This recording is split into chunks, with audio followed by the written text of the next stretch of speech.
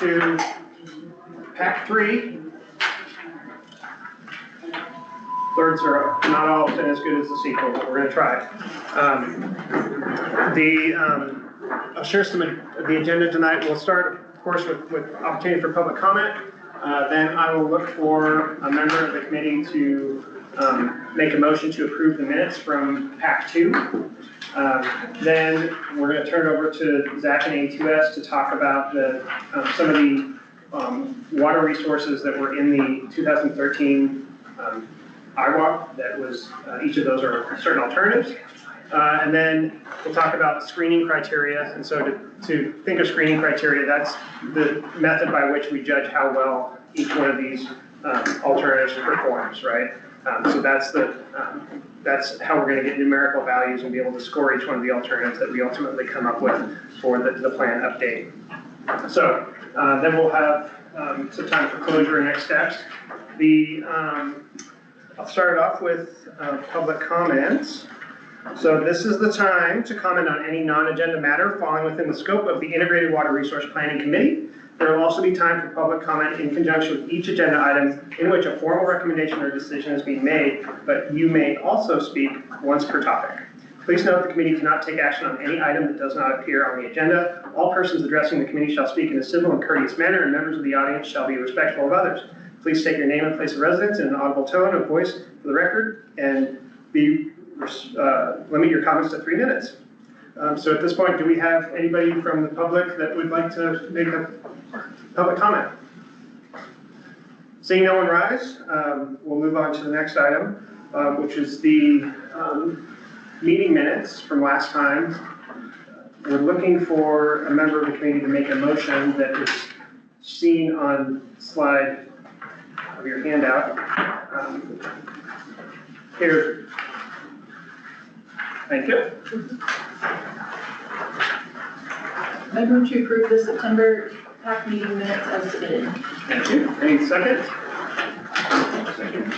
Okay. Yay or nay from the group, all in favor? Aye. Opposed? Hearing none. We're good. Couple of housekeeping items. We have a new member we want to welcome to the group, Ben Holst. He is standing in now for Cami, who was a temporary member representative from the hospital service here. And now that Ben's in his position, he has also taken the role of coming here once a month to spend a couple hours with us. So Ben, you'd just like to say hello and a few words to introduce yourself to the group? Sure. Hey, so Ben Holst, we've lived in Southwest Montana for the last 10 years. I was working in Big Sky for the last 10 years and just transferred to Bozeman. I was working for a little non-man company in Big Sky. We've lived in the valley for the last 5 years. So ended up for the last 5 and now we're in community. Good. I think maybe we should go around the horn just so Ben knows who everybody is and who represents. I'm Matt Witter and I work for Raftalis. We're the company that's in charge of helping facilitate these meetings, and then we're also in charge of helping with communications and outreach for the Integrated Water Resource Plan update. So I'll hand it to Eric. My name is Eric Mistrip. I'm a water conservation specialist with the city's Water Conservation Division. I just kind of help run these meetings. This is my primary role here. So if anyone has any catering requests, I'm open to suggestions. Hi Ben, thanks for being here. I'm Jessica Alstrom, City's Water Conservation Manager.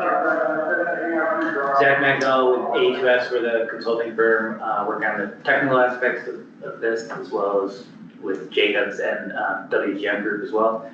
I think I covered everything I needed to for that. Susan Butler, Jacobs, working on the project on the technical aspects. I'm Grant Seifel with Bridger Builders and Bridger Land Group. We're a local builder and developer in town. Hi, James, Engineering Utilities at MSU.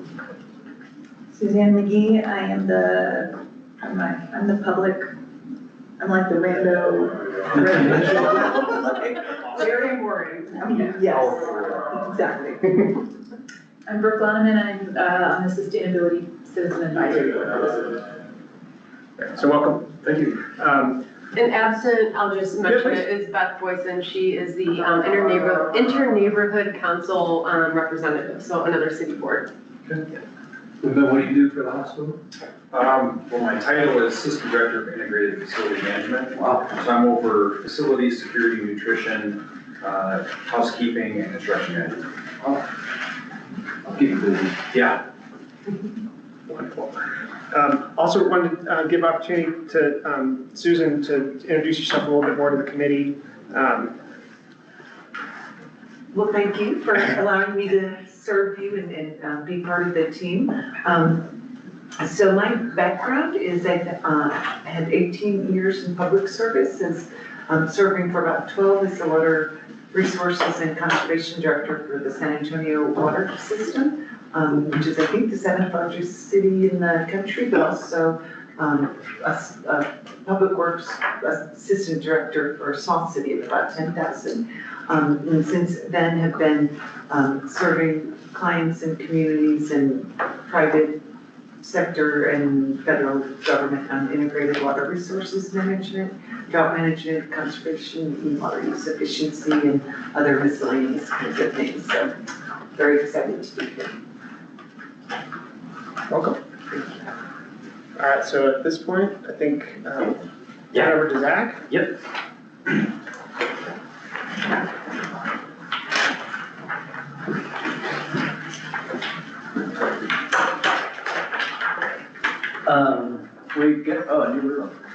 We're gonna go over the alternatives, supply alternatives that were developed and discussed in 2013 IWRP. There's a lot of information in the IWRP about each of the alternatives, and we're not gonna cover all of that today. I think this is a good opportunity to kind of go over them in a broad overview, and but we certainly have the time to go into detail and ask questions about them. This agenda item is about half of our time, I'd say, so if I'm rushing, I guess is what I'm saying, feel free to stop me and ask questions and prod. So to sort of go through, to synthesize these in a way that we thought would be helpful for this group, we grouped them into several categories of alternatives, maybe slightly differently than they were presented. Did anybody read through the IWRP 2013 yet? I did, and I have some questions about it, but I'll wait until you. Okay, so these categories are slightly different than the categories that were presented before. So it's just another way of framing them in a way I hope is more digestible for this group. Wrong way.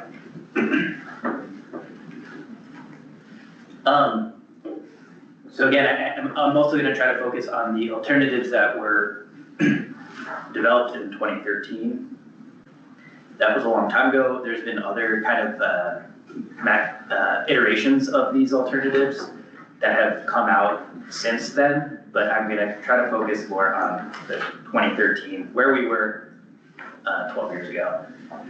So first in my list, at least, is water conservation. The reason it's first is because it was kind of the cornerstone of the plan and is the primary source of expanding the cities, or making the city's water supply more resilient. The water conservation program grew out of the 2013 IWRP. And there have been several additions to that team and to that group and the things they do since then. Jess, do you want to just, I know I didn't prep you for this, but do you want to just like go over briefly some of the like high level measures that you oversee? Sure.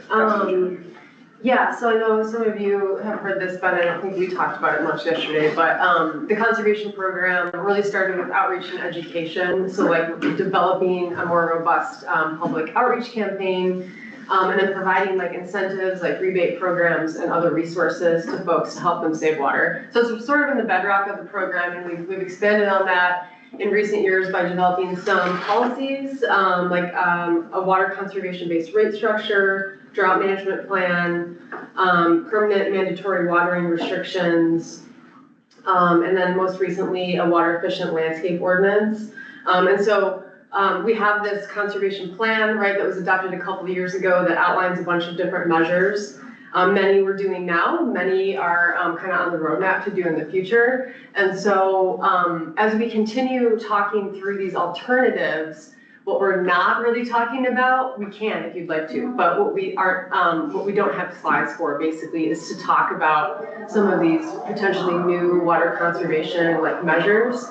That will be part of this planning effort, and we intend to spend more time on that at a future meeting. If you all have questions though, please let us know and we can talk about that as well. But just know that kind of part of, I guess, your task or what we would ask of this group as we move forward is not just to evaluate these supply alternatives, though that's a big focus, but also to look at some of the conservation measures that we aren't necessarily planning on doing right now. With the conservation plan that was adopted, there's a number of measures that are recommended and a number that are not, because those were less cost effective than the others. But when you're talking about conservation and the big picture of water supply planning, all of that is way more affordable than supply development. So all those will be back on the table for consideration as well.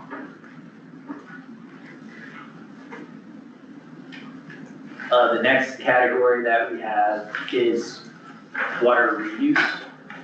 And in the 2013 IWRP, there were several alternatives that all focused on reusing Bozeman's water reclamation facility effluent for various uses, mostly non-potable.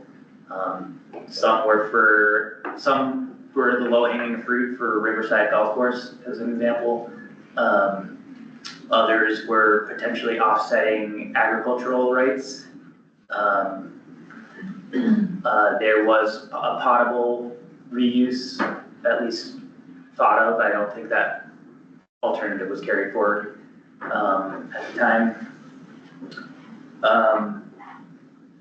And just some example locations of where that is currently done: Big Sky, including snowmaking, and a lot of golf course irrigation, of course.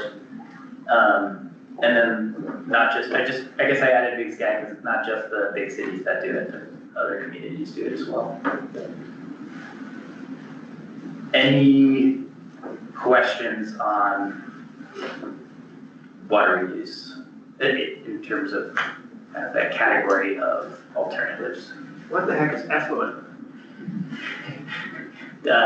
What the wastewater treatment plant discharges, puts out. Okay. Yeah, treated as it. So that's regulated by, That's regulated by DEQ, which is different than DNRC, which is the regulatory body for water rights. And there's some challenges there with both DEQ and DNRC regulations surrounding water reuse. so it's clean enough to put back in the stream. Yes. And you can choose to take that, say, okay, well, let's put this in a different set of pipes and use it. You can't drink from it, but you can irrigate from it, you can recharge groundwater, that sort of thing. Yep. How do each one of these places, these example locations, I know there's a lot more, there's Texas and there's multiple places in Arizona and New Mexico, but like each one of these three, how are they using it? Are they doing direct potable reuse, or are they groundwater recharge, do you know that?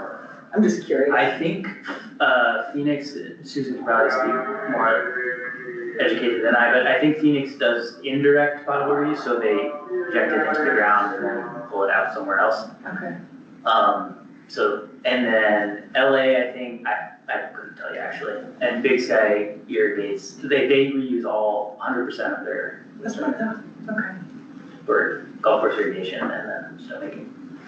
Yeah, and LA is moving towards managed aquifer recharge, that is just groundwater, supplementing groundwater natural recharge. And it's kind of the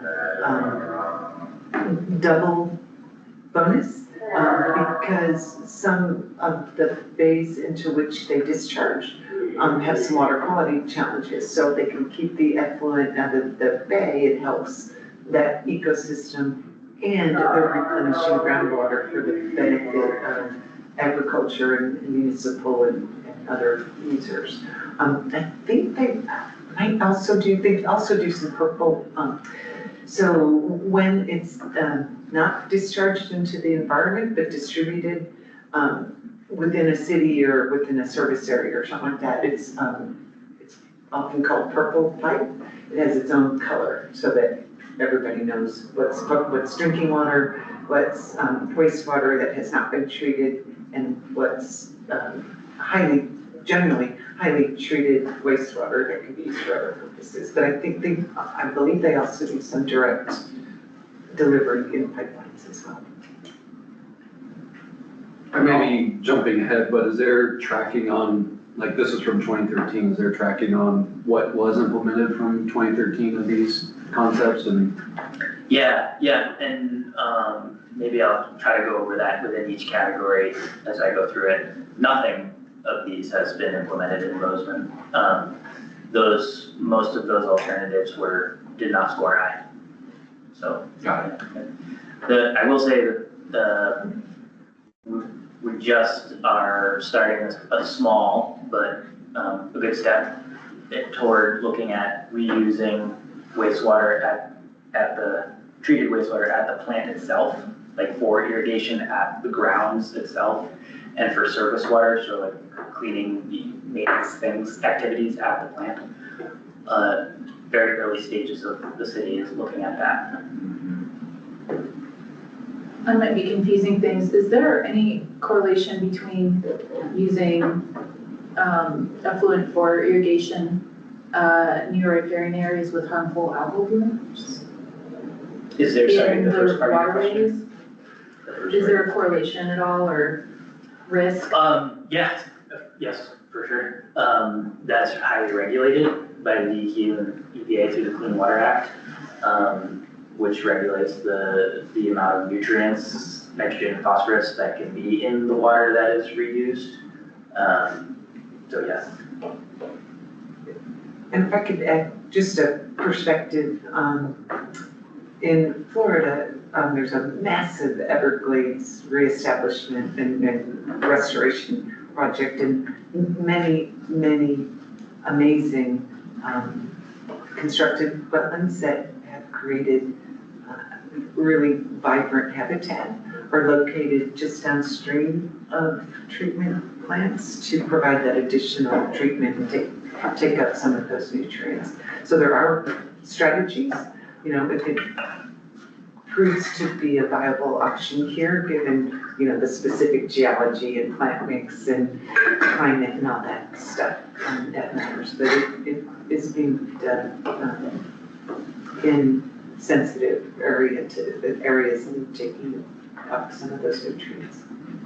And if we were to use wastewater effluent from Bozeman, it would, depending on the use, it would likely need to undergo additional treatment. And this category will be further broken down into specific requirements in this next round, or specific suggestions or alternatives, Yeah, right? for looking for this update. Yeah. Yeah, I think anything's on the table at this point. And I don't think there's anything sacred about these categories. I'm more using them as a way to kind of frame what has been previously done. I don't know honestly if we're going to continue using categories in the updated IWRP. But yes, water reuse in general will certainly be something considered, and multiple versions of it, iterations of it. Does that answer your question? I think so, yeah. Thank you. And for the record, in case anyone doesn't know, currently our effluent is discharged into the East Gallatin. And it does make up some, base flows, return flows, later in the season. So, Zach commented on DNRC, there would definitely be considerations on like legal water rights and how that would work if we wanted to use that water beneficially for irrigation or direct potable or whatever it may be. Can you define direct return flows too? Zach, can you define return flows better than I? So yeah, it's, in some months, especially I think this time of year, and September, where the wastewater treatment plant discharges to the East Gallatin, it actually makes up like a substantial amount of the water in East Gallatin.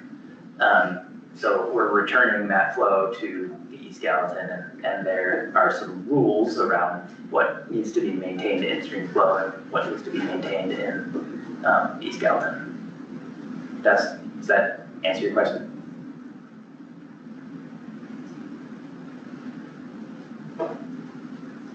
Okay, I'll move on to the next category,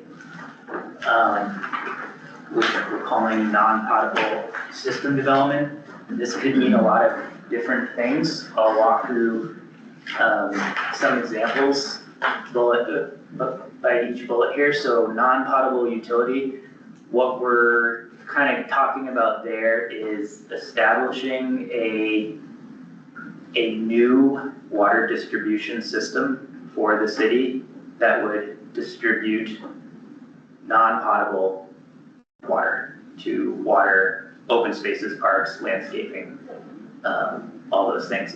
It's sometimes called, as Susan spoke about before, it's sometimes called purple pipe system. This is obviously a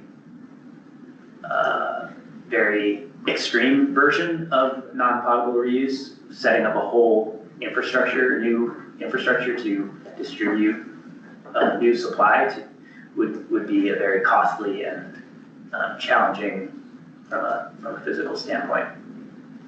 But it was discussed in the 2013 IWRP. Maybe something a little more attainable is targeted use of non-potable sources.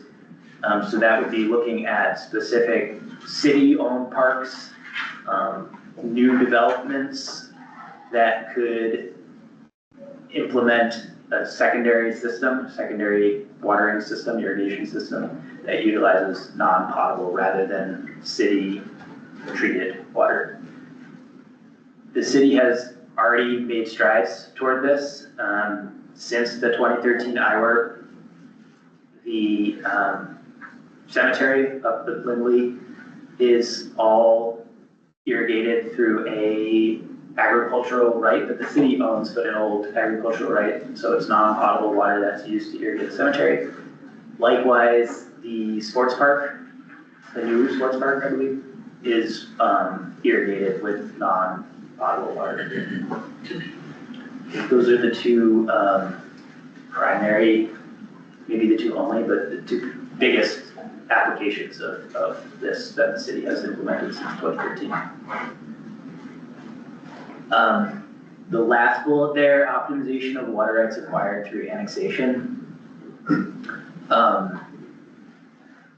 So a lot of the water rights that have and will be acquired by the city as the city grows and annexes and develops are agricultural rights. They're not municipal rights, and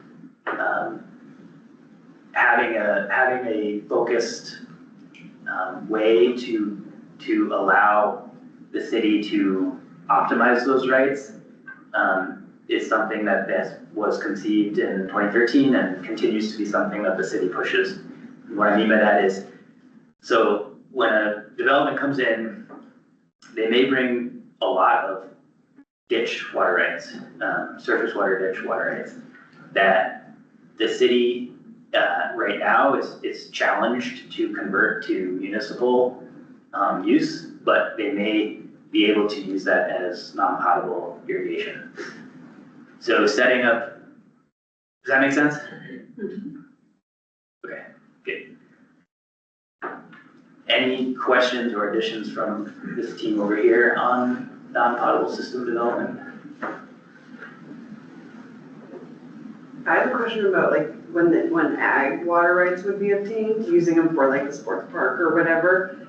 Do those come with a specific land requirement? Like, do they have to be used in a specific area? They can't be moved around? Correct. Okay. You can apply for, so it's called place of use. Mhm. You can apply for a change of place of use, Mhm. but that is challenging and lengthy. Mhm.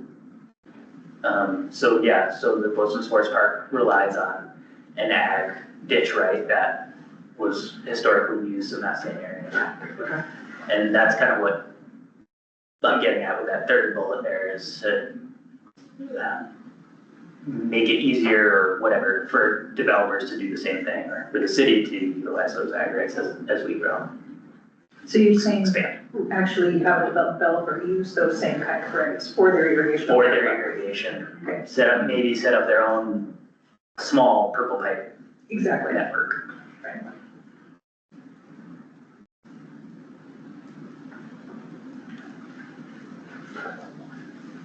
The next category is groundwater development. There were, I don't know, a handful of alternatives in the 2013 IWRP that discussed groundwater, mainly accessing different sources.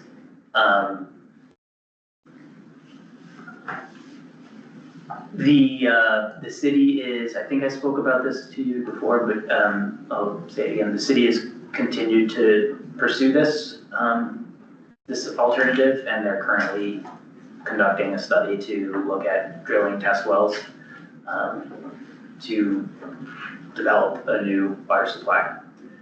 I think we're focused on, looking forward, we're focused on groundwater in the more accessible, shallower aquifer, which is where Belgrade gets all of their water. And the third bullet, they're partnering with Belgrade. Again, that's looking forward to something that the city is interested in pursuing and has had preliminary conversations with the city of Belgrade about. With groundwater, just the caveat is that it needs to be mitigated because we're in a closed basin. Any groundwater extraction, the depletions need to be mitigated. And so anytime you're looking to develop groundwater, you also have to think about the mitigation strategies, which could be all sorts of things. Ideally, it would be recharging groundwater from some source to mitigate those depletions. And I'm not gonna go super deep into mitigation in this presentation, but it is discussed, but we can, again, if you have questions. Yeah. With the well construction, partnering with Belgrade, would that have any effect on or influence on Belgrade getting in, or Belgrade, I guess I'm thinking the county getting a municipal water treatment plant instead of everyone being on septic? Would there be any shift toward that with the building of the well? I know they're not completely related, but. Yeah, that's a good point, and regionalization is kind of what you're talking about, and that was discussed a lot earlier today at the Technical Advisory Committee meeting, and I think that is an auxiliary or supplementary benefit of some of the alternatives. I think regionalization in general would lead to fewer septics, and I would say that a new groundwater well partnering with Belgrade and Bozeman would necessarily lead exactly to that, but in general, regionalization can lead to fewer septics and taking septics off and adding the regional sewer system to treat wastewater. Does that make sense? Septics aren't great because they're not always well maintained and they can leak into the environment, right? Correct. And yes, as you're pointing out, the county is all septic. Belgrade has their own wastewater treatment plant.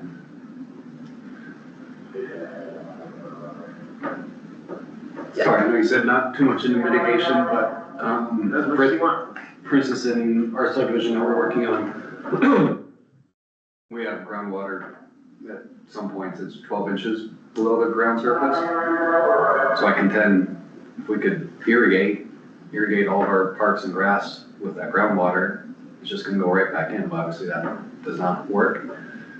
So there is, no, it doesn't. Yeah. There is, exempt wells, which I'm sure you're familiar with.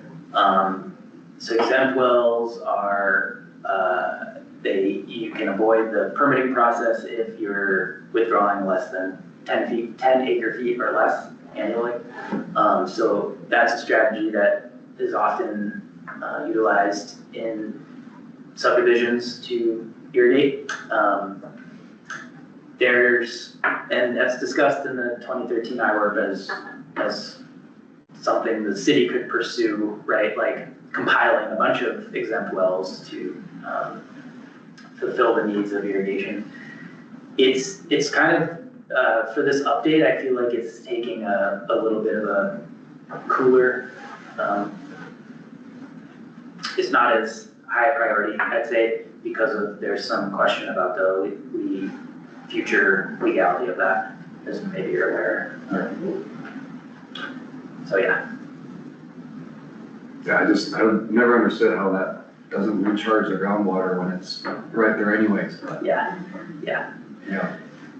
The water rights permitting is, as you probably know, is really challenging and convoluted and takes a long time.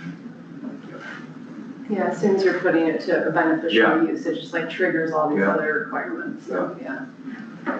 Like even capturing rainwater. Yeah. Yeah, like I was gonna say, the other triggers, like any capturing or storage, including like a rain barrel, it gets complicated.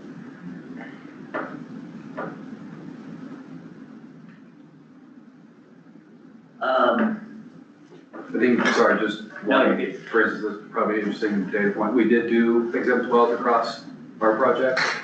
It was enough to supply water for all of our parks, which was great. But we couldn't get anything for any residential, like irrigation out of it. Right. Yeah, and there's that whole concept of using ditch rights for irrigation. It only works if the piece of land that is being annexed comes with ditch rights, and not all land outside the city limits comes with ditch rights. A lot of them don't, so.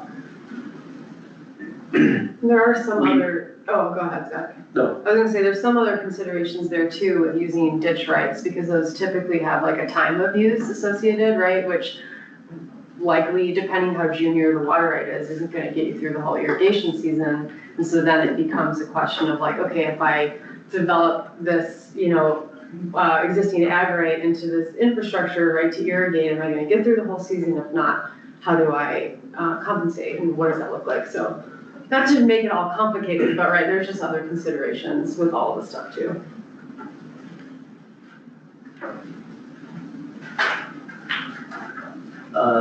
The next category is, I'm calling it new surface water sources, specifically looking at the 2013 IWRP discussed diversions from the Missouri River, from Canyon Ferry, from the Yellowstone River, and from Brackett Creek. I may even mention Bear Canyon as a potential source as well. None of these really, I will caveat that with the regional projects, the Missouri River and the Canyon Ferry. Additional studies have been done around that. Maybe some of you have heard about that. There's been more engineering analysis completed and economic analysis completed for that. The Yellowstone River was brought up in public comment a few times with respect to this IWRP update. And the TAC feels like Brackett Creek is probably not something that we will pursue further. I'll also add that while Yellowstone River may be a good may have a lot of water in it. A lot of it is spoken for, most of it is spoken for already, and so there aren't a lot of, it's probably not a feasible option.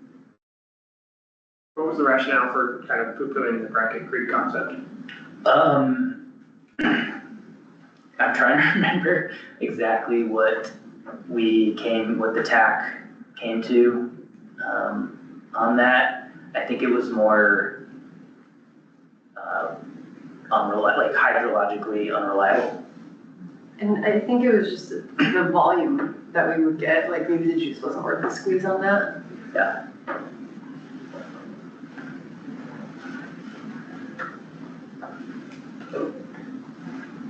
Can I ask just a general question? So we're in a closed basin and the piping water over from the Yellowstone River would technically be bringing water from a different basin in. So are there ripple effects of that? Like, I mean, to me, I don't know, my reaction is just like, ooh, I don't like that, like, but I'm not a hydrologist. But you're pulling something from another basin and so what are is that a problem? Maybe it's not a problem. Or are there problems that could occur down the road? Certainly, specifically the example you're talking about, Yellowstone River, I think that is likely off the table because of the water rights restrictions. It's not unprecedented though at all to move water from basin to basin. As I'm sure you're aware in Colorado, most of the front range, not most, some of the front range gets their water from the western slope. And that's not the only example. There's examples North Dakota, believe it or not, there's actually there's a part of North Dakota that drains north into the Hudson Bay drainage, and Fargo and Grand Forks are there, and they pull water from the Missouri River into that basin. Whether or not it's something that the community is accepting of, I don't know, but it's unprecedented. You bring up a good point, because in Colorado, 80% of the snowfall falls west of the Continental Divide. 80% of the population is east of the Continental Divide. So back in the early days of Denver Water, those scrappy engineers figured out how to drill a hole through a mountain on more than one occasion and use just gravity fed to feed it to the front range. And you know, when I think about your role in this process is to kind of be the heart of this and be thinking about like, well, how does that impact not just the environment where we'd be pulling the water from, but also what are the people on that side of the pass feel about it, right? In Denver, in Colorado, there's most of my family is on the western slope, and when I found out I was working for Denver Water, it was a problem. So I think that's something that you're wise to be mindful of in these things. It's not just the environmental impact, but the social impact of like, what are you doing to your fellow Montanans if you're pulling water away from them? It might be negligible, it might not be a problem, but it's good if you guys to think about it.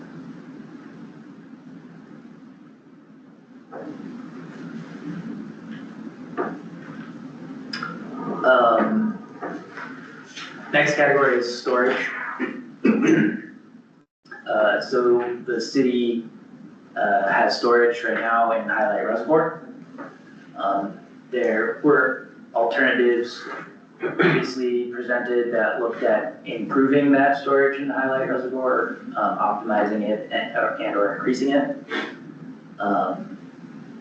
Sourdough, so I can't remember, I apologize if we went over this previously, but there's, at the top of Sourdough drainage, there's a historic reservoir, Mystic Lake. It was actually developed for, back in the day, like, what, early 1900s, for municipal use. But ultimately, 50 years later, it was abandoned because the impoundment was found to be on a fault line and thought to be too risky. So the city still has storage rights in Sourdough drainage, 6,000 acre feet, up to 6,000 acre feet, which is substantial. So a lot of the alternatives presented previously looked at ways to utilize that storage right, whether that be a physical dam impoundment in Sourdough drainage, or other smaller impoundments distributed throughout the drainage. They even spoke of beaver dam analogs to kind of naturally create a spongier and more resilient and create more storage in the drainage in the watershed. But it could also mean like that water right may be able to be used in another way to mitigate groundwater, for example. So this category kind of covers a lot of different, and the final bullet there, offline ditch storage. The Solar project is what it was called, was a private endeavor to take offline from Farmers Canal and the Gallatin River, store it in a reservoir to be constructed, and then sell it to buyers. And the city would obviously be interested in that. So that was the offline ditch storage concept back in 2013. So all those I'm calling storage related projects or alternatives. Questions on those? Yeah. What happened to the solar project? So I don't know exactly, but I think it just fizzled. I think the developers, I don't even know if it was developers, I think it was a landowner teaming with some entrepreneurial type folks looking at developing that, and it just kind of fizzled out. But it is something that the city wishes to continue looking at as an option. They're not specifically looking at any private entities, they're just this as a concept. You said the Mystic Lake storage would be 6,000. What is that compared to what you have at Highlight now? Highlight has about 5,000. So the city owns about 5,000 acre feet. It's substantial, yeah, 6,000 acre feet is substantial. In terms of costs, so highlight reservoir dam raise or optimization, does that mean like physically raise the height of the barrier? Okay. The cost to do that compared to creating dams at Sourdough, can you even answer that question? Like, which would be, it seems like building a new dam would be more expensive than raising an existing dam, but again, I don't know these things. Yeah, I think from a pure dollar standpoint, I would agree that it would be more expensive to build a new dam as opposed to raising Highlight Dam. I think part of the analysis that we'll go through would tease that out in more detail. There's also a lot of challenges with raising Highlight Dam. Namely, the city doesn't own it. It's a state project, and it's DNRC owned, managed by Middle Creek Water Users District or Association. So yeah, one of the, jumping around here, but one of the alternatives or initiatives maybe that would come out of this current IWRP update would be to look at ways for the city to acquire the dam, to have ownership of the dam. So you mentioned the fault line with Mystic Lake. Has that been resolved, or is there new technology which negates the concern? That's a great question. The second part of the question, I don't think I have a great answer for. I'm not a dam expert. But there have been additional studies that looked at other locations for a dam. And I think we will certainly rely on those studies in this IWRP update and cost out various alternatives that those studies kind of pointed to.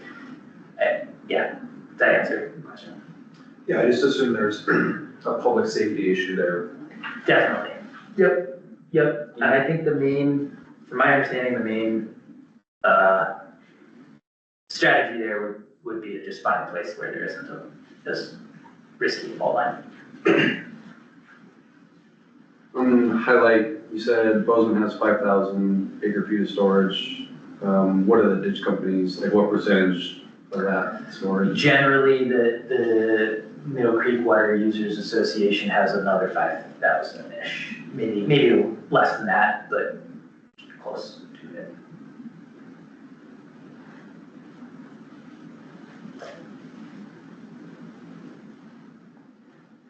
You should talk a little bit more about ASR. That's pretty cool, I think. And yes, aquifer storage and recovery, managed aquifer recharge, two separate things, but kind of both could be, well, so aquifer storage and recovery is potentially could use, injecting surface water into the groundwater and drawing it out later in the year, or injecting it and in one location and drawing it out down gradient at another location. This is also not unprecedented at all. It's done everywhere, Utah, Texas. It could be a use of that sourdough reservoir, right?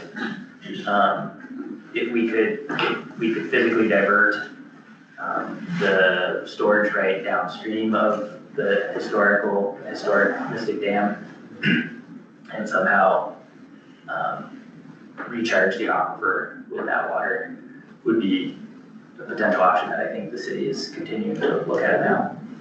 Does it need to be cleaned or anything then? Would there be nitrates and everything within the more surface water to then be injected into?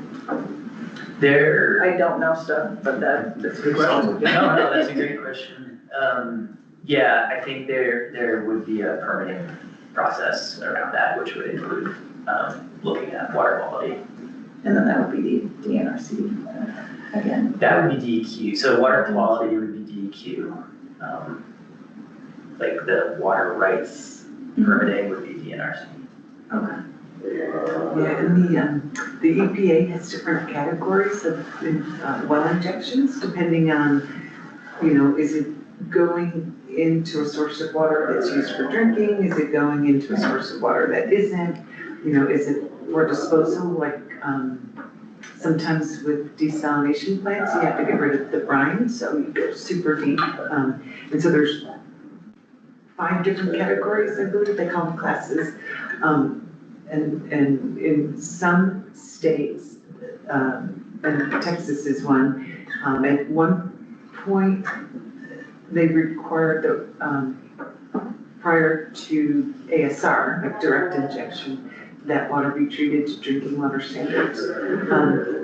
But have since learned that that doesn't, from a public health and water quality perspective, that's not always needed, as long as you can demonstrate that you're not degrading the quality. As a practical matter, if it's surface water, you have to get the gunk out, all the solids and whatnot, so it doesn't clog up the aquifer matrix and the rocks. So sometimes it's regulatory, sometimes the regulations change over time, and sometimes it's just a physical constraint of the source water quality and the receiving water quality. You just need to make sure those are compatible, and there's different conditioning that can be done. There's at least 100 ASRs in the US that I know of. And those are just, go from Florida to California and Wisconsin and every place in between. So it becomes a permitting process, but you have to prove that you're not. Yes, and every state has different rules about that, and I have seen them evolve over time as water, I don't want to say water scarcity, but as water supplies become more stretched, and sometimes the rules change a little bit. Sorry, What were you doing? Is there some benefit to taking surface water and putting it into groundwater because there's less evaporation and stuff like that? Yeah, and yes, and it also provides some additional treatment through filtration. It's also potentially an easier permitting route. If, like I said, if we have, the lowest hanging fruit would be for mitigation of groundwater depletion. So I think the easiest, the ASR easiest option for the city would be to utilize that sourdough reservoir storage right to recharge groundwater somewhere in an effort to offset the use of groundwater somewhere down gradient closer to the city.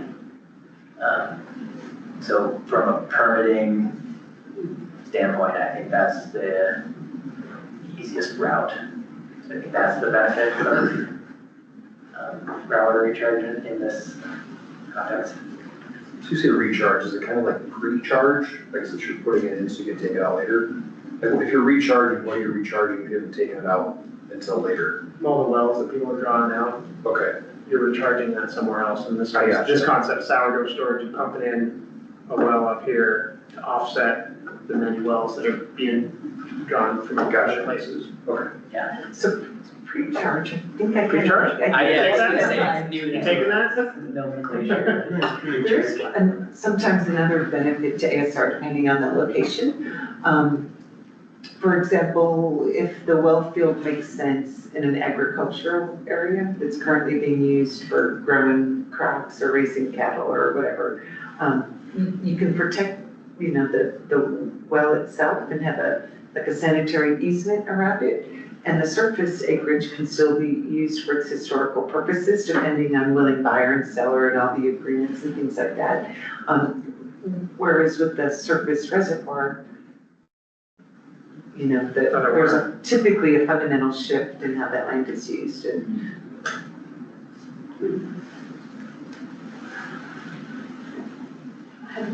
Last question. You're fine. If ASR, I understand how that works with groundwater and then downstream, elevation, but we're getting, let's say, less snowpack. So is in the long term, are we just setting ourselves up to not have enough surface water to continue that process in the long term?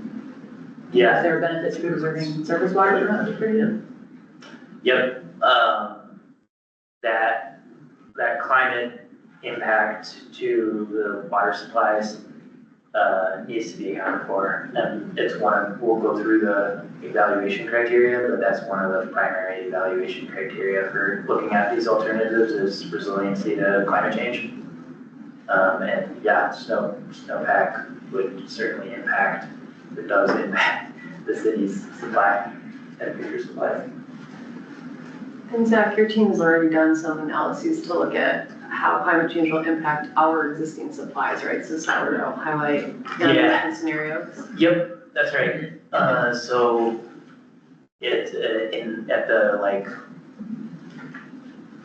long-term outlook for climate change, I think the 100-year climate models or whatever the farthest projecting models that currently exist are, we have applied that to the city's water supply and found that, at least our study found that it would reduce the reliable yield, city's reliable supply by about 1,000 acre feet or 10%.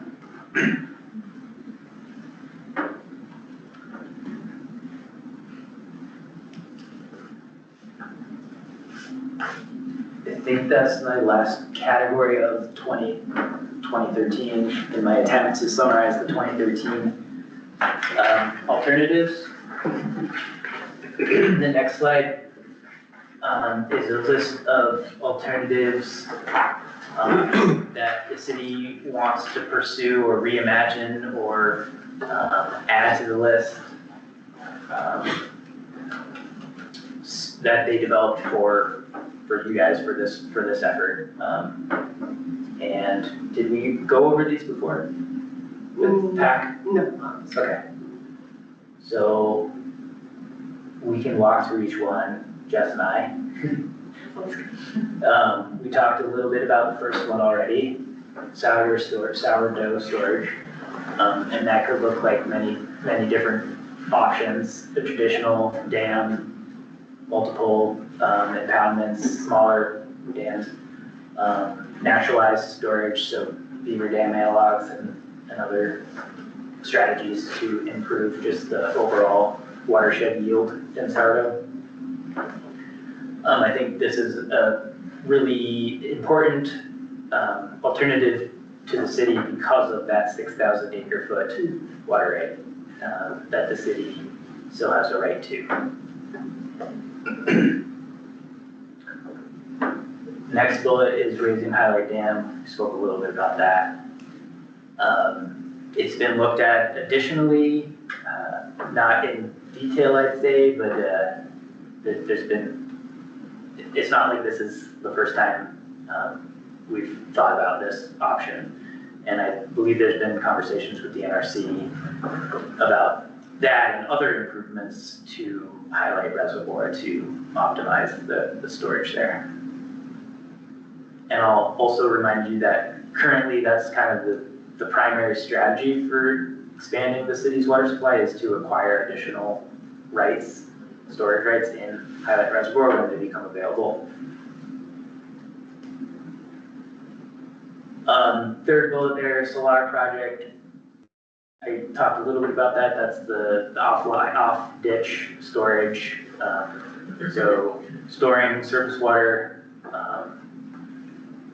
somewhere and distributing it to the city and other potential other users, depending on where it is. So that's more like style project. Yeah, not specific, sorry, thank you. Good distinction. Not specifically the solar project, just that concept of using ditch rights and surface water that are no longer in use by the ag land to store and use for municipal rights and other uses. And there's been conversation too about that concept, yes, definitely being used for irrigation rights and us utilizing those and having a storage component, but also potentially capturing like high runoff from the Gallatin or other water that isn't being put to beneficial use. And so there could be a couple like concepts that go into that. And I think the other thing I'll mention is just like location for that, wanting to be strategic, potentially of being adjacent to like a certain ditch, right? Or something like that. And so a couple pieces that fall into that. I don't know are there no rainwater harvesting or anything, along these? So, Or is that getting too complicated? I know there's no point to it. no, as an alternative, you mean? Yes. Yes, yeah, that's something that is not on this list, but is something on the list that will be evaluated. Stormwater capture and reuse is kind of an alternative we're looking at. And to clarify, are you thinking of like neighborhood scale, big stormwater capture or? Like all Like of it, anything residential. from a house or a development to, like you can pump foundation drains into the stormwater, like those sort of things. Could all So be different scale. Yeah. Yep, that is something that we've discussed with the TAC and internally, and we'll be looking at in the update. The fourth bullet there, valley storage. This is kind of a mitigation strategy. It would be utilizing the quarries between Bozeman and Belgrade, once they're no longer active, to store water as a way to recharge groundwater and potentially offset the development of a new groundwater source. That makes sense? I'm sorry, it was to restore groundwater, not a storage. It would be, well, it could be that too. It could be to use actual water from that source. I think it could be either. Okay. Try to pin us into a corner there. And it doesn't just necessarily have to be the quarries. It could be other like natural low areas throughout the valley.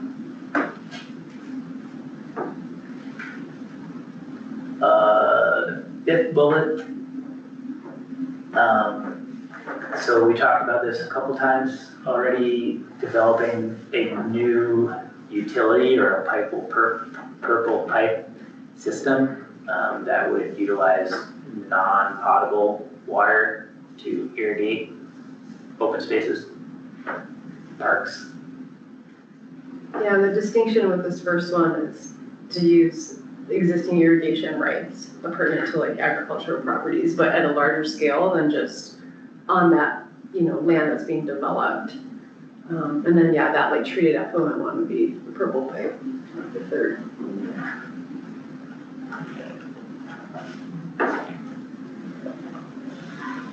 So we had a few ideas, yeah, for non-pot irrigation, yeah, so the one I just mentioned, or the purple pipe, so treating our effluent, right, to a standard that can be used for irrigation. Then the middle one there, the existing irrigation rights, that's really just kind of building out a policy to require, like what Zach talked about earlier, requiring that, developers utilize water rights that are pertinent to their annexed property for irrigation. So like a development scale or development sized system for irrigation.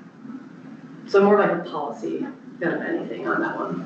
So with the city utility version, would that allow like any resident to plug into a main pipe that goes down the street and allow that purple pipe to come to their house and irrigate, or no? I think it could, I think like everything's on the table right now. It might be more cost effective if we just looked at that for future development. Right. Than kind of retrofitting existing parts of the community, but I think we could look at, anything. The last 3 houses that I've assisted, we've ended up reconnecting to sewer and water. So putting another pipe down would be a big deal. Just thinking. What do you mean when you say you ended up reconnecting? We'll either have like an abandoned house that has water lines have already been cut, sewers already been cut, so reconnecting that way, and that's just a downtown lot. And other residents that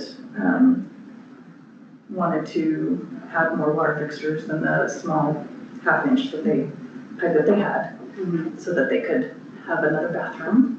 And so they ripped up their front yard and put another pipe in. One of the things that we can think about, and there are some good examples, for example, San Antonio really wanted to do that, but it's, so it's inside the house plumbing, plus yard piping, between the house and the meter. And then there's the whole distribution system from the treatment plant down the streets, and so in some cases it makes a ton of sense, in other cases it just doesn't really money out effectively. I mean, it's right in the street, right? And it also depends on like proximity to the treatment plant, and if you can get a cluster of high users and things like that. Is there any industry in the city that would be interested in recycled water or non-potable? Denver Water sells some high percentage of the recycled water it produces to our energy provider, and they use it to cool the power plant water. Is there any similar industrial here that would make sense, that would take that kind of volume and make sense to put the pipes in the ground? There's like some medium-sized businesses, but not, who manufacture it, but. High water usage or whatever. Yeah.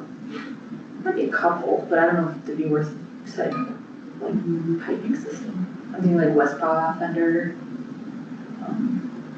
I don't know if they're using high water, like processes. Yeah, I mean, the only one, I think this came up, this group last month, was Darigold, who's like our only industrial customer, but to your point, I don't know, scale wise, if that really pencil out or be worth it. But it's not just irrigation, it can be for other things. Sure, right, like cooling systems and stuff, that's what I was thinking, yeah. Processed water. Mhm. Some states and toilet washing. Yeah.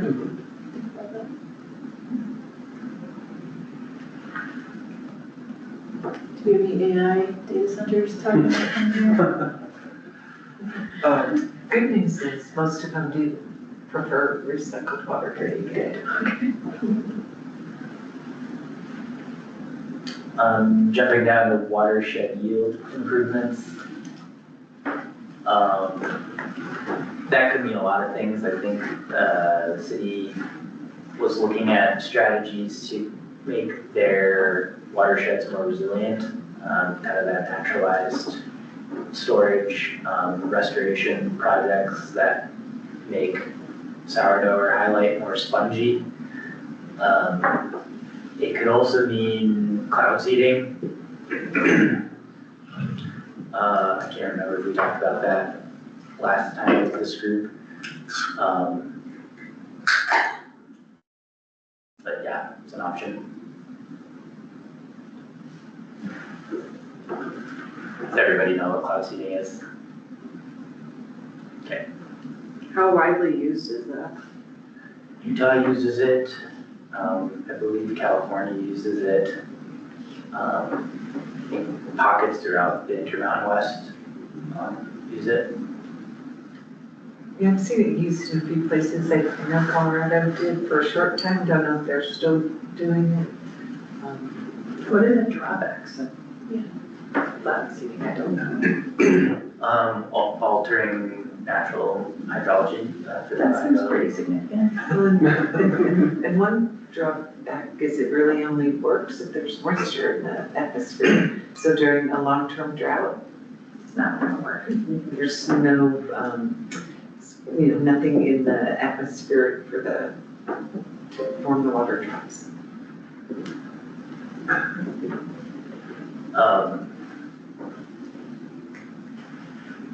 Yeah, something more to look into and define better the drawbacks. The updated IWRP. Direct. Would it be, I mean, I'm sure we're gonna talk about these, separately, but also together, like if you're doing watershed yield improvement and a little bit of cloud seeding, like those kind of combinations might be more effective than just one or the other. I would assume if you're keeping the watershed healthy and resilient, it can keep the water cycle going, but is that stuff we're gonna talk about is how these could combine? Yes, probably not till they get fleshed out a little more and we do more work on them, but yeah, the combination of alternatives is actually how the previous IWRP made recommendations and how we may choose to do that as well. They were described as portfolios in the IWRP. Direct potable reuse, that's what it means, reusing treated effluent for direct potable use. So that comes with a whole slew of regulatory constraints and public perception considerations. I think the thought here from the city is it's worth considering in this IWRP update. Not that it's necessarily going to rise to the top, but something to consider. One of the important parts with this alternative development is to include some that might not rise to the top, just to show that we've thought through all of the potential options, and it helps flesh out why things do rise to the top. And some things like that, technology advances pretty quickly, and we're talking about a 50-year plan. Not that we can predict what the technology will be 50 years down the road, but those are sort of reasons to look at things like that too. So is the DEQ or probably DEQ, all of a sudden, we're no longer releasing treated water into the East Gallatin? Does that have an impact on MAP that they're relying on? DNR, so that would be under DNRC, and yes, potential downstream users of East Gallatin might have something to say about that, would have something to say about that. Yeah. And that was one of the main drivers behind the reuse options not really being a high priority last round.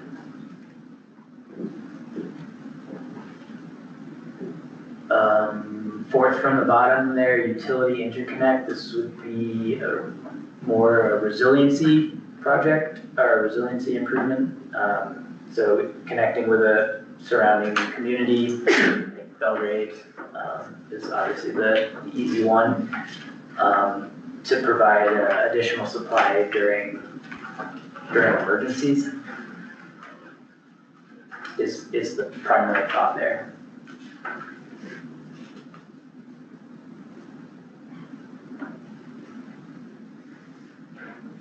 Questions on that? Highlight reservoir volume preservation, looking at developing a dredging plan to ensure that the volume of highlight reservoir doesn't decrease over time. Remind me, there haven't been any studies on lithometry or the under the water highlight reservoir. Correct, the last bathymetry study we found was circa 80s sometime. I think when they did the rigs before that, so it was 92, I believe. Oh, so they've already done arrays. They have done it, yes, they've done one. The idea there, I think, and correct me if I'm wrong, is on a long enough timeline, every single dam gets silted in, right? So the question is, how much has highlight silt reduced the volume possible because you got dirt and sediment building up to the bottom of it? So the bathymetric survey gives you a sense of how much true volume you really have in there.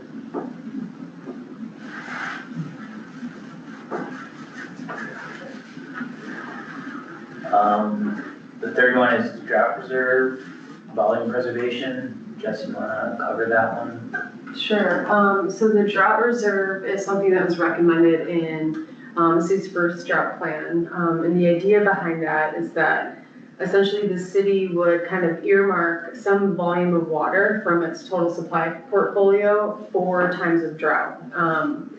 And so in a way, right, this is almost the opposite of what we're all here talking about, more water for the future. This would actually kind of conceptually remove it and sort of set it aside just for emergency use. We haven't studied this in any detail. There's been a couple of concepts that have been discussed, including earmarking shares, city shares in highlight for that, which would have other environmental benefits, of course.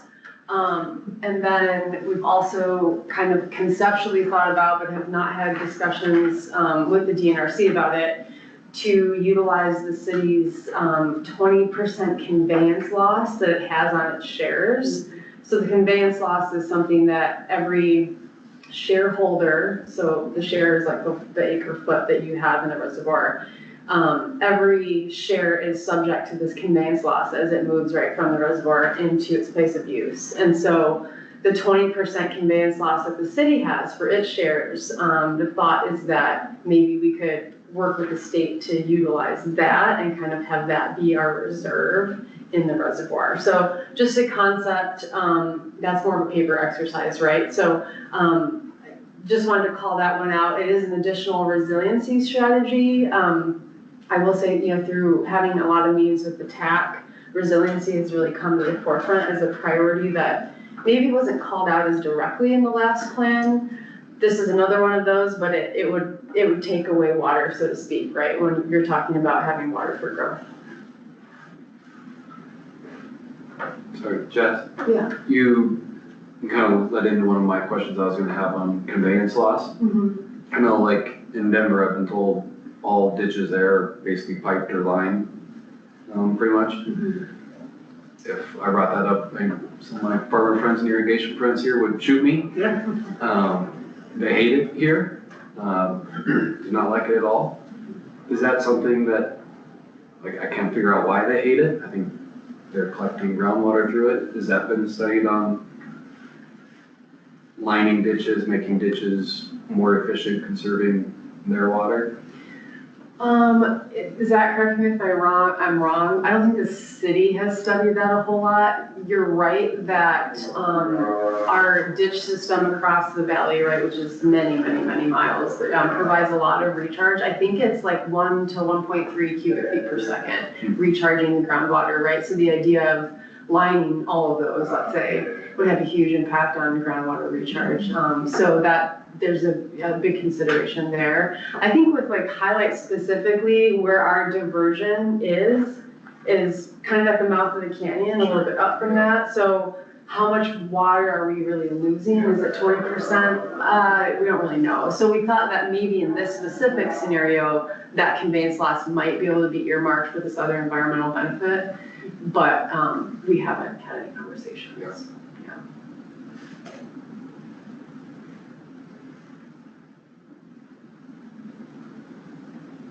And then the final bullet here is shared water supply. Thought here would be sharing a well, a groundwater well with the city of Belgrade, which there have been very preliminary conversations about between cities. How is Belgrade doing on their water supply? They are, so they're currently in a very similar process, but more comprehensive, looking at all utilities and land use growth in general. They have prolific groundwater. They benefit from that. I think they also have additional water rights beyond the wells that they currently have. So they have the ability to develop additional wells. How far that gets them in terms of growth is, I think, still to be determined in an outcome of this comprehensive process that they're. And how about Manhattan? I don't have a good grasp on Manhattan. I can get back to you on that though.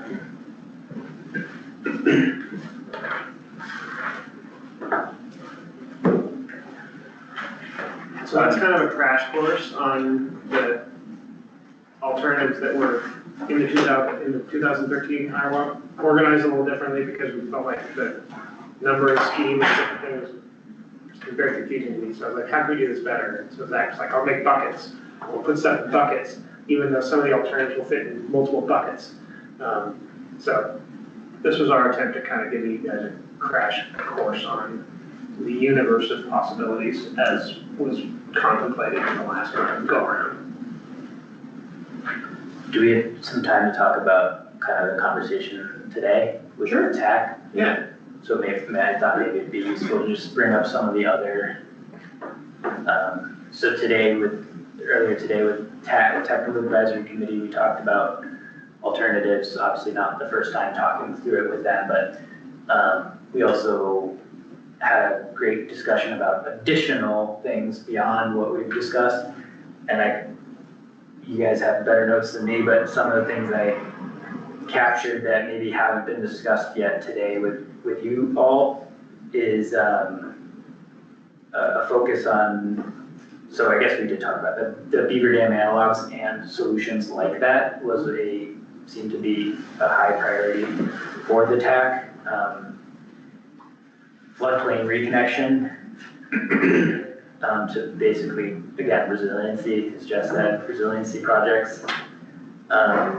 Confined aquifer exploration, so there's a member of the TAC that's from the Bureau of Mines and Geology who has some high-level information that there may be very, very, very deep aquifers in the valley that could be maybe considered confined, and if we could find one of those and tap into that, maybe a valuable source of water.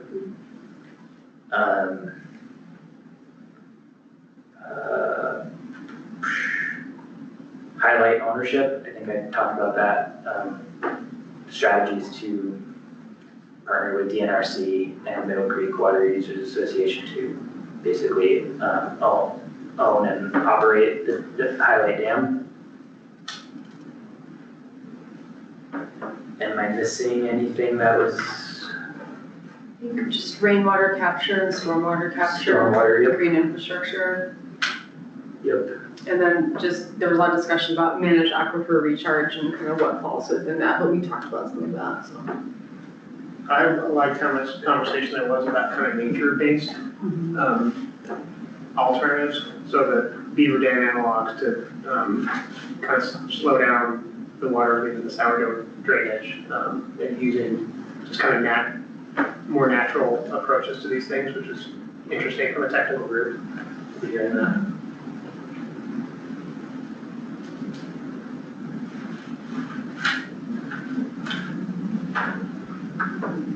So where do we go from here? Should we talk about, criteria? I think so. So, evaluation criteria is the, like I said before, the means by which these alternatives are evaluated, okay? So we agree on criteria going in, we also agree on the weights of each one of these subcomponents that goes to a criteria. And then that really helps A2S with their study and ranking these things. So the idea is that they'll come back with a list of, of all the alternatives that we talked about already tonight, here are the ones that have risen to the top that score best on these, against these measures. And so we wanted to do kind of a deep dive with you guys to talk about what the evaluation criteria was in 13, which is going to bridge to a conversation to say, do these still make sense in 2025? Are there any that are missing? Are there any that don't make sense to include anymore? And Zach's going to go through, again, each one of these 5 buckets, so to speak, individually. But I found it, when we were going through the kind of the pre-meeting for this, I found this slide to be the best thing. We're gonna go through them one by one, but if you have this one up, it kind of lets you, in your mind's eye, paint the full picture of what we're talking about here. So I'd encourage you guys to have this in front of you as we go through this. I'm gonna sit down because I'm probably just gonna be reading a lot from the previous IWRP. So I think I strongly encourage you all to read through the description of the criteria in the 2013 IWRP. It's on page like 13 or 14 or 15. It's like on the 12th page because there's no page numbers. Yeah, the first appendix C, it's so terrible, but that's what it is. But I think the previous IWRP very thoroughly defined each of these criteria, and I'm not going to read them tonight unless there's specific questions or like something that's very unclear to you all. So yeah, I guess just encourage you to read through those. And this is the introduction to this, and then at the, we want to give you guys some time to think and stew about these a bit, and then for the next meeting, we'll plan to have that kind of conversation about how these feel in 2025. I have a question about these in general. One of my first questions was, with other activities like this in other places, are these the 5 that are categories that are used for this qualitative screening, or are these ones that came up with from the process last time? I'm gonna say yes. And what I mean by that is generally there's common things, right? We wanna understand, is it feasible from an engineering perspective? What's the yield? What's the cost? What are the challenges and opportunities? Generally, there's something about environment and sustainability and ecosystem services and those kinds of things. Generally, there's something about, social value and equity and regional economies or maybe local economies, quality of life. Economic, it can be financial, or it can be like economic, like, city growth. City, region, state, whatever. And then, of course, water supply, I think this one here is focused on water rights and things of that nature. And because I think water rights are so unique and there's lots of opportunities they're complicated, right? And Montana is compared to some states, I think that's a little unique. Generally, there's, sometimes there's categories about permeability, but those are embedded in these general ones. So I think those are generally the things people want to know about when we're making decisions. But I think there's also a very specific local flavor on the exact questions that were developed. Megan, I just remembered that you said you had You had some stuff written down about the previous alternatives you wanted to No, ask? it was really about this, so I'll ask them as they come up. Okay, cool. Don't worry. So there were 5 overall categories: technical, environmental, social, economic, and water supply. And I'll just walk through each of those. So technical include constructability, regulations and drinking water quality impacts, existing infrastructure compatibility, whether or not it incorporated water reuse, water supply redundancy, and ability to meet planning horizon water needs. Alright, any of those unclear? And at the end of this process, we'll go through, Jess will go through some additional screening criteria that the city would like to see implemented in this. Did you already say that? Sorry. I don't know.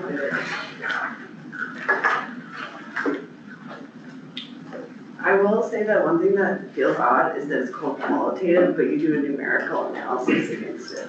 So I don't know if it would be worth like changing the name or if that's just like the way it is, but it seems odd that it's called qualitative and then you score it with numbers and you weight it. I think it's qualitative from a designer's perspective, Yeah. because we don't have all the data yet. We don't necessarily have exact costs or life cycle costs. We kind of know a 10-mile pipeline is gonna be more expensive than a 5-mile pipeline. So I think that was probably the genesis of that notion that because we're not weeding things out, but prioritizing which things get studied, we don't have all the answers yet. So we could maybe find another name for it. It makes sense. I'm with you. I get it like conceptually, but like you call it qualitative and then we rank it with numbers and then like, I don't know, it just, it just seemed odd that like when I read the qualitative part, there was like all the numerical pieces instead of like high, medium, and low, or like this seems really bad, or whatever the thing was. What are all these numbers doing here? Yeah, like, I like the numbers, but We could try Yeah, I think red, yellow, green. the process isn't necessarily defined yet for this round, so.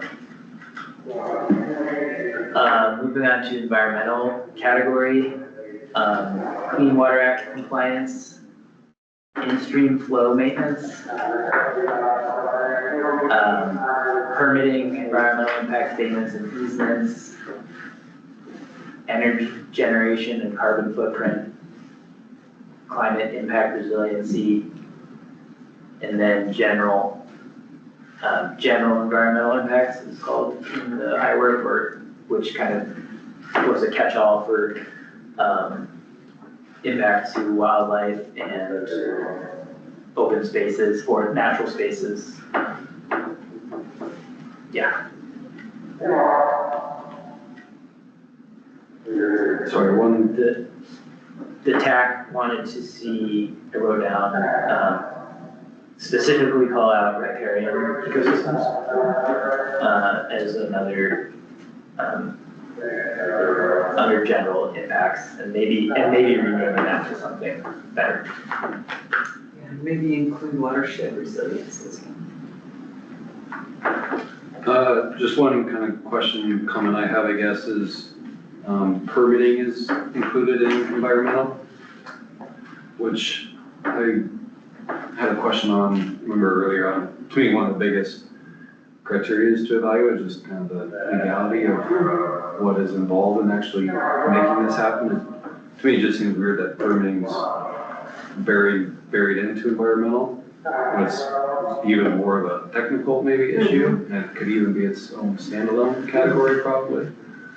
So yes, that's a good point that I think we need to discuss a little bit internally and think about.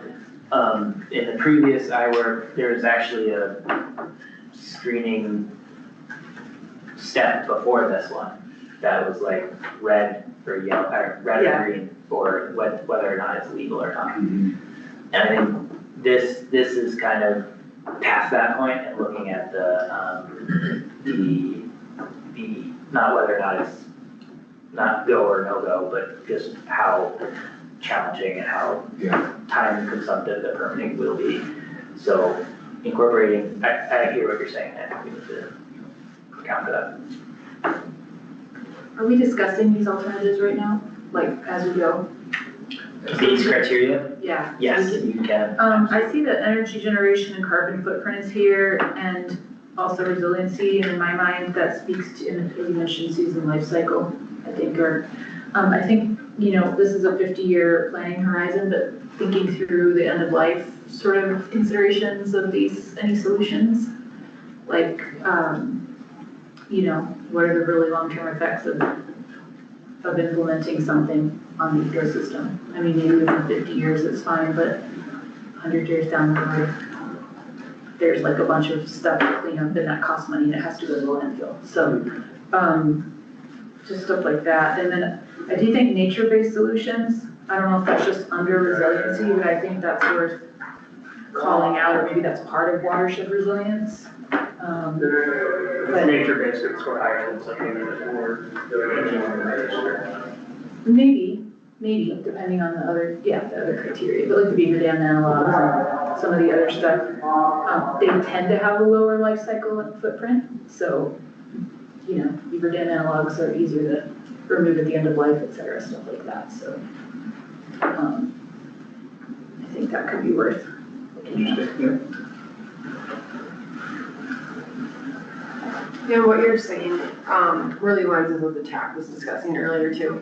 And so we already have some notes to try to incorporate, specifically like nature-based solutions within, I was trying to figure out which sub-criteria, but one of them within environmental. But I appreciate your comment about kind of that like life cycle piece, and, what we'll be doing, here pretty soon is like after this conversation, revising sort of what these explanations of each sub-criteria are. And so I'll make a note of that, and maybe we could like work offline and try to figure out where to incorporate that. So just know that that's like what's coming out of this discussion as well. Cool. Yeah. The next category is social, which includes customer service satisfaction, public health and safety, quality of life impact, overall public support, economic development and growth.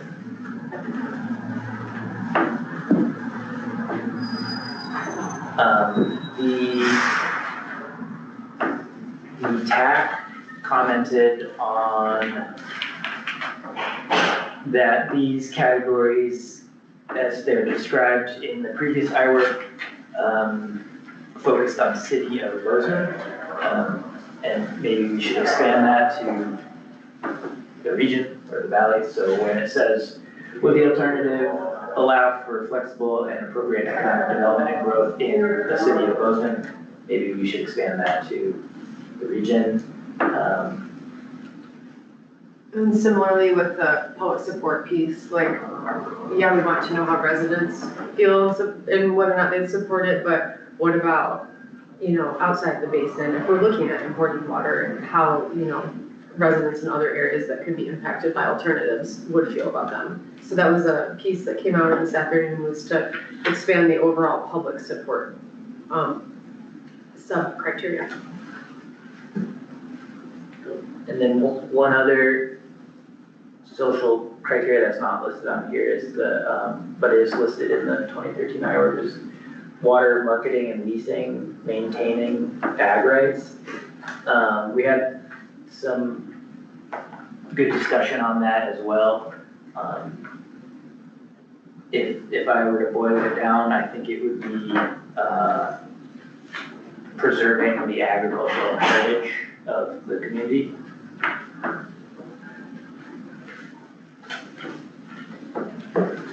There's discussion of that perceived value of that kind of that core set of values of that history in this area and what the existing ag does for the community, and a desire on TAC not to do anything that would materially diminish that. So it was interesting to hear that group, again, talk about things more in terms of like how this is gonna impact your neighbors, outside city limits and, even broader in the Gallatin Valley. So that was great, good discussion today. Before we move on to the next, are there any additional social criteria or revisions to these that you would like to see incorporated? You don't have to have an answer now, but just allowing for the time to discuss it.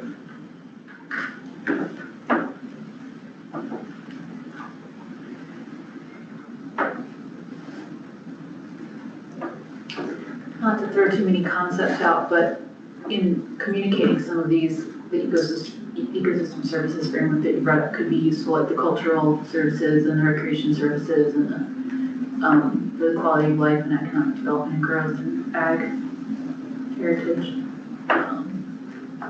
Maybe not to add to the list, just it's useful to communicate those sorts of things. Yep.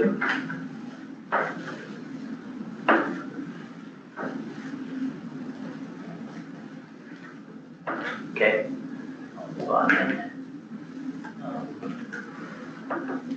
Next category is economic.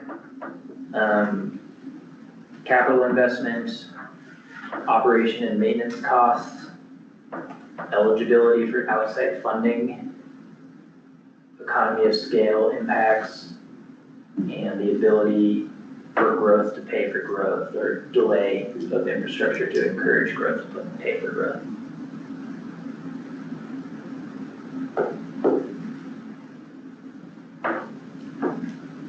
Does economy of scale for impact mean diminishing returns or like? I think it's ability to scale. Actually, I'm coming from a engineering perspective, so let me read what it says. Yeah, okay, I'm right. A project that can be constructed to serve a larger population base now and in the future will result in an economy of scale benefit. Gotcha, okay, that makes sense. And that could connect with regionalization efforts, right? Yep. Although one project may be more expensive upfront, if it can serve a larger population over the long term, the cost-benefit analysis may result in the more costly alternative in the future. Can you explain the delay of infrastructure? Yes, I can. I'm gonna read from here though, because I think it is a good description. I find it. This ranking category will mostly be associated with alternatives that involve phasing, organizational mechanisms, or temporary solutions that allow for the delay of infrastructure construction until the population is in place to support the project. Not alternatives will receive scores in this category. So do we build a 5-foot diameter pipeline now, or is there a way to phase it and scale it so that we can add to it as the population is realized? We have some good examples. So one that we talked about, or that the TAC talked about this morning was, is there a way to reserve some rights that maybe are out of basin because we don't really need them, maybe right this minute, but we might down the road. Is there any way to preserve that option for the future? Or, if there's an interconnect between Bozeman and another community, can you size the pipeline? It's a certain diameter that acquired the easement on the right of way. So because 20 years from now, there might not be an opportunity for that. So those kinds of things. And that might have been a separate conversation about the easements, but those were the notions that.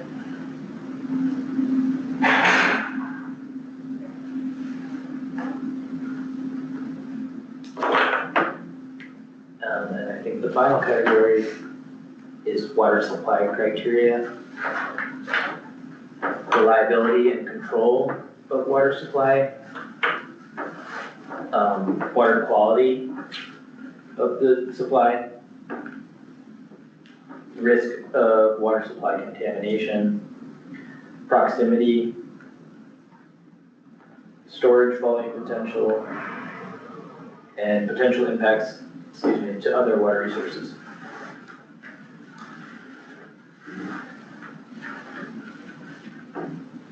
I have a general question about, what's the intent of breaking out these specific from? They feel pretty technical, and like a lot of them overlap with like things that would be considered in the technical category.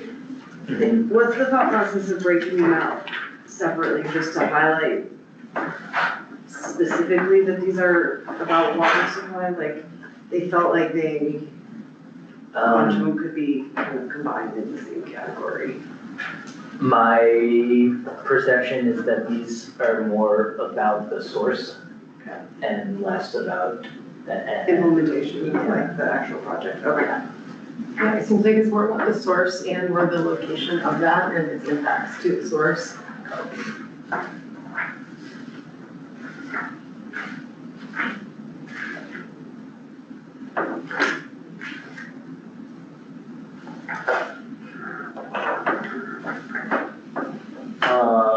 This is not possible for you to read, but it's in your handout.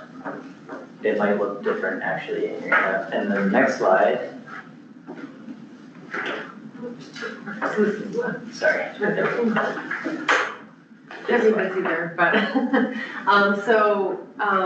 not sure which page this is, but it's the second of the Numbering. what's that? Numbering. Oh, these are. We don't do page numbers, we jump to. It's part of the rules. We want to honor the prior IWRP. It's too quantitative. Yeah. Is that what you said? Well, these criteria are mostly the ones we just went over with a few, ideas that the city has to maybe, change that. We're not married to these, but, just had some thoughts. So they're, if you can see it, they're highlighted in like a blue text, but I'll just talk through what they are at like a high level. So a few of the changes that we thought would make sense in the technical criteria. The last plan called out the ability for the alternative to meet the 30 and then the 50-year timeframe. We thought maybe that was unnecessary and generally just evaluating the alternative for its yield or volume of new supply might make more sense. The legal certainty, so we talked a lot about legalities tonight. This one is specific or intended to be specific to the legal water rights piece, so not, environmental permitting through DEQ, but really like, can we get the water right legally? So that was the intention there. Project duration, I will come back to. Shifting to environmental criteria, we just split out the easements from the environmental, from permitting and the environmental impact statements with the thought that, any alternative might have a different ability to, get a permit for environmental impact, but then the whole easement or land acquisition, piece might be another story. So, might make sense to break those out. Moving over to social criteria, we revised the economic,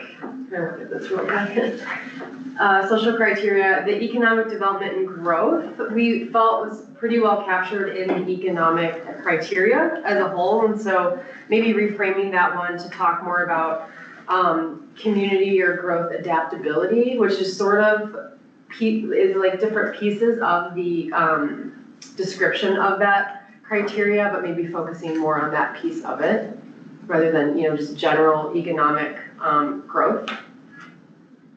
And then added, and this was a recommendation from the TAC, was to add a cultural inclusivity or equity piece to the social criteria. And then for economic, added a point that says relative implementation time. And so that one and then the project duration under technical criteria were both kind of ideas. What we're really trying to do is capture like the temporal nature of a project. Right, so a few things we're thinking about is, how long does a project take to complete versus how long it takes to expand if it's scalable. versus the relative impact of the development timeline. So a couple examples would be, Canyon Ferry takes a lot of time to complete on the front end, but may be quick to scale up if we buy more shares. And then a policy regarding, non-pot irrigation water, for example, might be quick to implement, but then realizing that, like, as we grow and as more, properties connect to that service, it might take a long time to actually see those savings. And so just thinking about how we can capture the time piece a little more clearly. I think it's sort of addressed in some of the existing ones from the last plan, but we wanted to try to tease that out a bit more. So not sure how we'll do that, but I just want to sort of talk through some of the things the city was thinking about as it pertains to these criteria, since you'll all be looking at these a lot more in the future. And then we're also open to other new ones as well, if you all have suggestions, so. Yeah, so I had a question about relative operations and maintenance costs. I also wrote a question of like over what time period, because that will differ by like, certain projects will need have different maintenance costs and stuff, and yeah, I guess my point is that what does relative mean? To another one or over time? That gets at this, whether it's a quantitative or qualitative thing, because these were evaluated as like against each other relative to the other alternatives. Okay. So is it a higher O&M cost compared to this one? Yeah. But then in the next round, we did get into life cycle cost analysis, which will also be completed in this. Not part of this, but it's part of the IWRP overall. Does that make sense? So, again, another night of drinking from a fire hose. We wanted to share these with you and have kind of back and forth definitions and discussion and questions and that sort of thing, and let you sit with these for the next month and think about what's missing, what doesn't make sense anymore, make additional questions. Is there, beyond what we've already talked about, does anybody have any kind of initial reactions to whether these types of produced criteria kind of generally make sense in your mind for Bozeman? See two heads nodding. Do we have any, I keep kind of like, this keeps popping in my head, what happens if it fails? Like that, any one of these ideas, like that could have its own level of impact? Like the risk. The risk of failure. I'm sure that's probably already in this.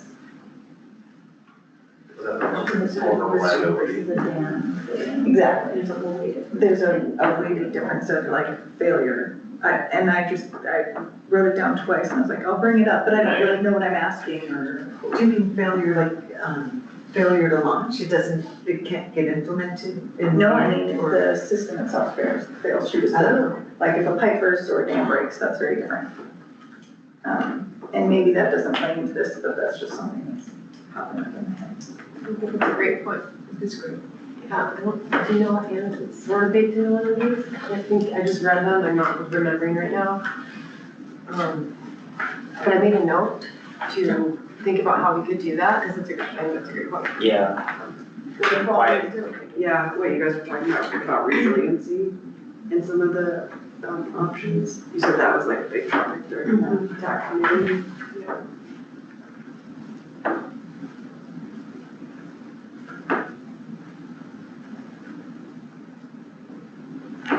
Yeah, and a little bit of resiliency and then climate resiliency as well. Obviously going to be a big consideration for a 50-year plan. And I'm thinking about some of the dams I've been involved with, the off-channel dams, similar, I think, to Solar. They're not they don't stop up the river, they're upwind. Typically, the geotechs that I have worked with do extensive studies on like failure analysis and types of failure and what, so a lot of that is could be during the design, but that is something we, if it's not in here, we feel like we can work it in.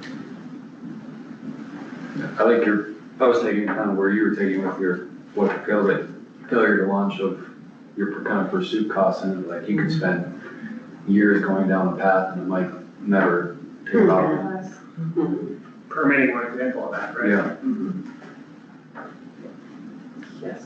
That can really long time, never. So, we will have time together next month to show with you kind of a revised version of these that incorporates that feedback, the feedback we got from you tonight. We're running a little bit short on time, but Zach, would you mind sharing kind of your current thinking on the process of how this criteria will be useful to you guys? Yep, so the PAC, the Technical Advisory Committee went through these this afternoon. Internally, the city and the consulting team here are going to, based on their feedback and your feedback, are going to finalize the list and descriptions of each criteria, and then we'll send that out to everybody. And the TAC will take the first cut at assigning weights to not only the overall categories, but the sub-criteria within them. Those will be aggregated, and we'll talk about them with the TAC in November about their scoring. And then the thought is for you to do a similar process. Should you feel you have the ability to do that. We recognize that may be challenging at this point, given the lack of knowledge or lack of fleshing out of each alternative that we're at. So I think it's a work in progress, and we're open to your feedback and input on kind of where and how your input is best implemented. But that's kind of where we're at right now. And thank you if I didn't. I'll pile onto that. I mean, my degree is journalism. So if I was on a PAC in your shoes and you were asking me to decide on how I should weight technical criteria that belongs in the hands of an engineer, I might not feel totally comfortable doing that. So we don't want to put you guys in a spot where you're being asked to put numbers to things that maybe aren't totally in your comfort zone. So there's different ways we can go about this. So I wanted to just kind of get a sense of this group.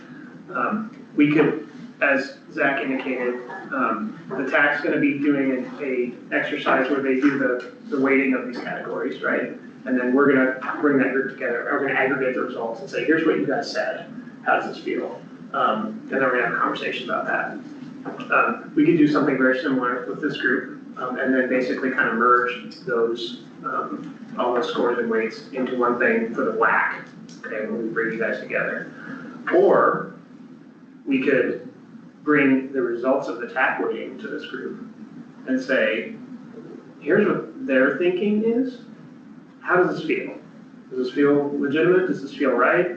Kind of lets you guys be one little bit arm's length away from that, which there'd be still a lot of value in you saying yay or nay, or you guys are not figuring that. I mean, you guys are going, you're not considering something like you should. So I'd be curious if there's like immediate reactions to that tonight, or we can also plan to just have more time for a conversation about how you guys would like to contribute in this component of this process. It seems more reasonable to me that we would comment on scoring from the technical group and provide like our input on that. Us scoring them individually with having limited knowledge on some of the alternates and even some of the criteria, seems like we could get results that are pretty wonky compared to what the intention was. Could we just rank them in order in each category and say we think this is the most important, we think this is the least important, and not associate weights to it? Because I'd be more comfortable with that. That's, if you look at the top box here, they're weighted in their individual down here, but then they get re-weighted up here. So maybe that's the point to do that, to say, I mean, in the case of 2013, environmental criteria got a 28%. It was the highest weighted thing. Coming in next was water supply criteria. So maybe, maybe that is a good place for you guys to engage on that. Because you can, as a PR and journalism major, I can understand each one of the buckets, and I could feel like I can do that exercise and provide value that way. So that's an interesting. I don't think we considered that option, but.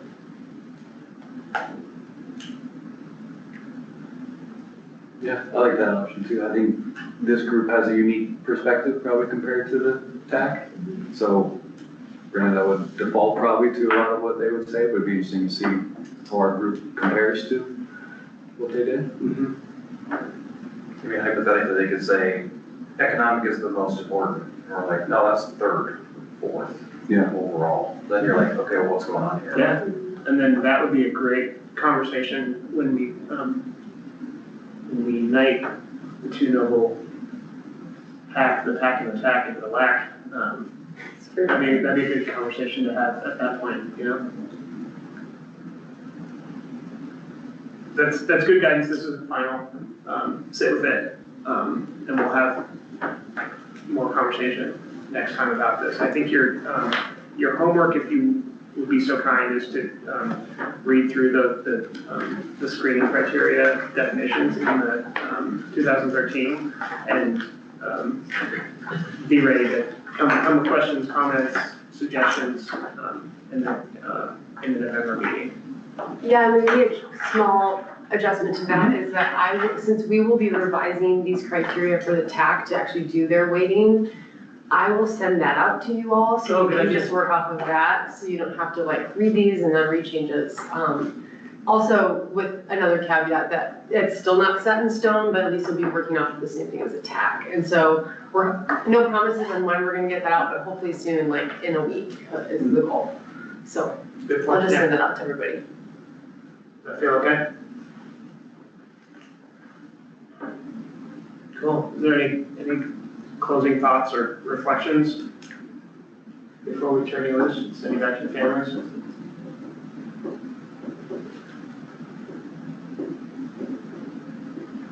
I just have a sticking point here where I don't see watershed at all in the high-level environmental criteria, and it's funny, looking at the long list and talking about it, and then looking at this rubric, and if I were to go through and rank these things, just having a line that said watershed, climate impacts resiliency is there, but whatever the term was, watershed resiliency or something. So that's my last comment. Yeah, I think that was commented on earlier today, that's really a missing element, where it's not explicit. Yeah, and are you, Brooke, are you suggesting it be one of the main criteria as in the standalone? Yeah. Okay, that part's different than Oh, that. that is different, you didn't hear that, sorry. I can go if you like. Yeah, we'll think about it too as a team and reach out if we have any follow-ups or It anything. should be super foundational to. Sure, yeah. No, it's great, thanks. Alright, without objection, meeting adjourned. Thanks, everybody.